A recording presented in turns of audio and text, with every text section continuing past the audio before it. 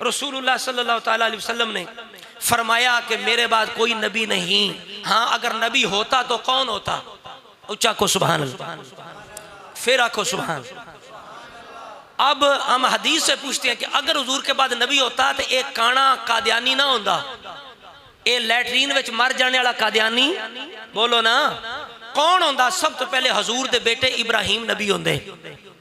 अगर नबी कोई होंदा तो कौन होंदे? बोलो ना। क्योंकि कुरान कहता है ना कि ये मोहम्मद किसी भी तुम में से मर्दों के किसी के बाप नहीं है, वला के रसूल, ये अल्लाह के रसूल हैं, व खातमुन नबिय्यीन, ये आखिरी नबी हैं। अब आपस में इस तसलसल को मफहूम को जोड़ें। अल्लाह फरमाता है चूंकि मेरा नबी आखिरी है इसलिए वो किसी मर्दों में से किसी का बाप नहीं। मतलब ये अगर मेरे नबी के बाद कोई नबी होता तो हुजूर की औलाद जो बेटे थे वो मर्द बनते, वो जवान होते, वो बचपन में फौत ना होते। और रसूल के बाद अगर कोई नबी होता तो हुजूर के पहले खुद बेटे होते। बोलो खुद।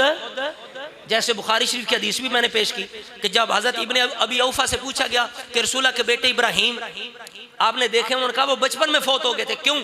फरमाया वजह ये थी कि हुजूर पर सिलसिला नबूवत खत्म होना था, हुजूर के बाद पर सिलसिला नबूवत खत्म होना था। अगर हुजूर के बाद कोई नबी होता तो आपके बेटे बचपन में फौत ना होते, बड़े होते, मर्द बनते और अल्लाह उन्हें भी रसूला के बाद नबूवत अता फरमाता। अब ये पता चला अगर रसूला के बाद नबी होता तो मिर्जा जैसा ये जहल और बदतमीज ना होता, बल्कि हुजूर के सबसे पहले बेटे होते। अगर बेटे नबी नहीं बने तो क़यामत तक किसी की थाटी नहीं है, किसी का ये मकाम नहीं है, किसी की हैसियत नहीं है। कोई बदतमीज ये कहे कि मैं नबी हूं। उसके अलावा अगर नबी होता तो कौन होता? रसूल ने फरमाया लो काना बादी नबीयुन लकाना उमर। फरमाया मेरे बाद कोई नबी होता तो कौन होता? बोलो ना उमर होता। अगर उमर जैसे नबी नहीं बने तो मिर्जा गुलाम जैसा बदबख्त कैसे नबी हो सकता है? और यहाँ तक मौला अली को भी नबी अलैहिस्सलाम ने फरमाया जब तबूक पे जा रहे थे, अली तू मेरे नज़दीक ऐसे है जैसे मूसा के नज़दीक हारून थे, लेकिन फरमाया इल्ला अन्नहु ला नबी अबादी, मगर ये कि मेरे बाद कोई नबी नहीं है। तो जब हुजूर के खुलफा, हुजूर ने फरमाया मेरे बाद नबी नहीं होगा, खुलफा होंगे, हुजूर के खुलफा थे। अगर कोई नबी होता हुजूर के बेटे होते या हजरत उमर होते, हजरत अबू बकर सदीक होते, हजरत उस्मान होते, हजरत अली होते, ये लोग नबी होते। तो जब इन्हें नबूवत नहीं मिली तो क़यामत तक कोई किसी नबी की गुंजाइश नहीं है। आला हज़रत ने इसलिए फरमाया फतह बाबे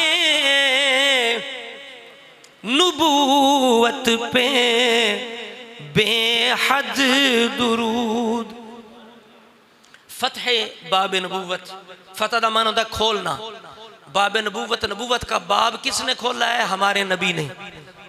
हुजूर अव्वल भी हैं, हुजूर आखिर भी हैं। बोलो हुजूर अव्वल भी हैं, आखिर भी हैं। ये हदीस मुबारक के अंदर भी है। हजरत आदम अलैहिस्सलाम को ना अल्लाह ने जब औलाद दिखाई ना तो एक नूर नजर आया।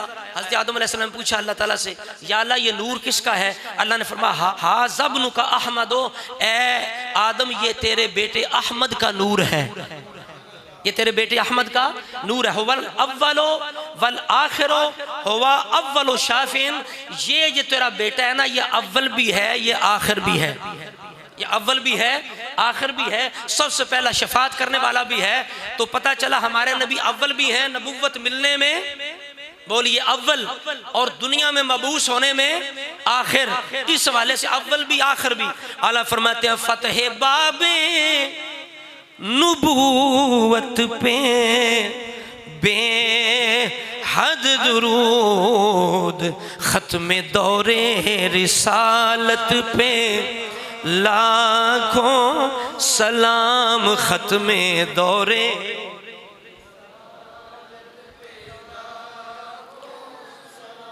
फिर एक दायरा होता है हद बंदी, तवज्जो फरमाते हैं जिसके घेरे में है, जिसके घेरे में है अंबिया ओ मलक, जिसके घेरे में है या ओ मलक, जिसके घेरे में है अंबिया ओ मलक, उस जहांगीर बेसत पे लाखों सलाम।